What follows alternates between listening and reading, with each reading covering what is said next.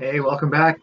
Time to do another art project. This one is actually a bit more of a building project, so it'd be kind of like an applied skill project, but you can add some decorations after the fact to make it artsy.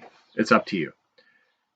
What are we gonna make? We need to make a birdhouse. There's a lot of beautiful little songbirds in our area, in the place where we live, and some of them um, seem to have their numbers declining. One of them is a swallow, and so we can build a bird house that will help some of these little birds have places to live and be more likely to succeed and have offspring and then flourish again. So we're going to build a birdhouse today. It's not that hard. You don't need wood. Some of you have maybe built a wood one. You need a cardboard box. It's that easy, really. You can build the fanciest birdhouse and you'll be surprised how many will come to your cardboard box. My dad is a guru at building birdhouses, and that's all he ever builds. That's all I've ever built. It's they're awesome. So materials you're going to need today: some sort of cardboard box. I got this one. It's an old corn box from the grocery store. Easy to find. If you have a shoe box, you pretty much don't have much left to do because that's a really good shape, a good size. A little like a kid's shoe box would be awesome. Some other boxes you might get a cardboard box. You're basically looking for something about a tissue box size. Tissue box has that hole in it though, but if you could plug that, you could use that too. That's handy. I'm going to build a box kind of from scratch with something that hopefully everybody can find. And you're basically making a cube or a rectangular prism out of cardboard, a box. And then we just need to add a door. So we'll use some tape. Sharpie is always a good idea. I got my funny scissors again. A milk cap. Here's the secret. It's got to be this size. So this is a standard milk jug from a 4-liter milk jug lid. Okay. This is a perfect size for little swallows and little sparrows to fit in, but it's too small for the starlings to get in. The starlings love to go in and pull out the babies of the other species. So if you can make sure that your doorway is not bigger than this, then you'll be able to keep the little ones safe inside and they won't get attacked by some predatory birds in our area. So it's easy. Okay. So I'm going to get my box ready to go. If you already have a pre-made box, that's fine. What I'm going to do is I'm actually going to draw some rough lines on this where I want to cut. And I'm going to cut a whole corner, so that gives me 1, 2, 3 sides. And I'll cut another corner. If I get 3 and 3, put them together, I should get a 6-sided, a 6-faced shape, which is a box. All right, so I'm going to do some lines on mine. If you have a box like that, you could do lines too. You could use a ruler, or you could use something as simple as a sheet of paper as a tracer. This is kind of awkward. I think, oh, what's the size I want to use? Oh, that's pretty good. And then I'm going to go with that. I'll just do some dashes across my, what am I doing? Well, and then if you actually have a ruler, or if you've got a square, better, because then you can just go, right, and then I wonder what the distances were. I wonder if it's square or not. It's 5.5 inches by 6.5. Should we make it square, like a perfect cube? Might be easier, hey?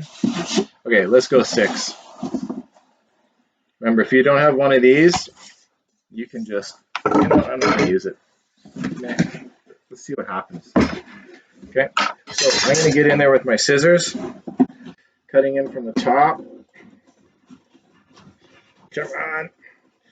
If you've got some really heavy cardboard, you might want to get an adult to help you, and you could probably use something like a bread knife and saw through your cardboard.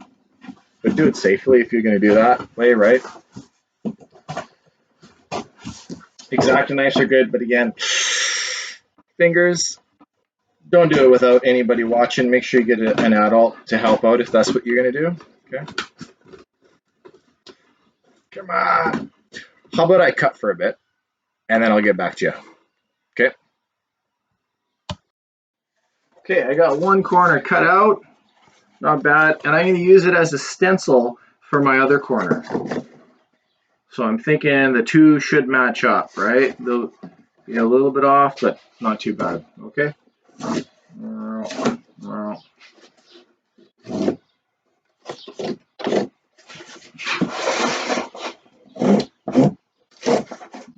Ta-da!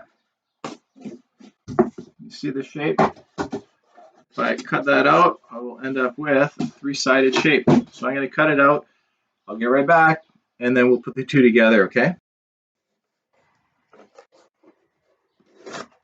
I did it. There's my two pieces. Kind of see they fit into each other like that. And they're not perfect, and that's okay. What we'll do is we'll tape around the edges, and then when the birds move in, they actually fill it full of straw, a little bits of feather and dry grass, and they end up filling all that space. And if it's a little bit leaky with like air, it's okay because it's summertime. At winter, they're going to be gone. So let's tape it together. I got some of this red sticky tape.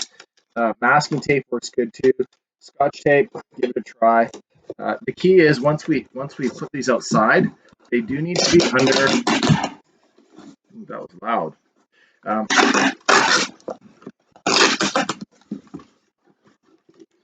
Should have showed you what I'm doing. I just went around in a circle there. We need to put these underneath, kind of like the awning of your house, so they don't get rained on. Went around that way. I'm going to do once around this way. Okay, that was easy. Remember, if you have a little shoebox or a little box about this size that's already built, totally easier, right? But you don't have to have one to do it, right? So you can build from scratch, totally easy. I would say that vegetable kind of box that I use, this corn one, it's really heavy duty, maybe almost a little bit too heavy duty, right? I almost want to use power tools on it. It's tough. So like the shoebox kind or just something from Amazon. I know a lot of people are shipping books and clothes and buying online. Those Amazon kind of boxes are perfect. They're nice thinness, and they're tough enough to hold a bird. Like really, the bird weighs less than 100 grams. They're really light. They're not going to wreck your birdhouse if it's made out of thin cardboard. Okay. Anyway.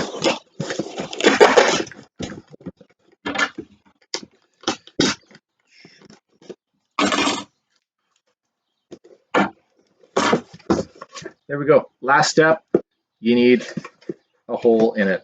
So I put mine dead center. So it's going to go on the tape. Oh well. With my Sharpie, cut that guy out. Let's see.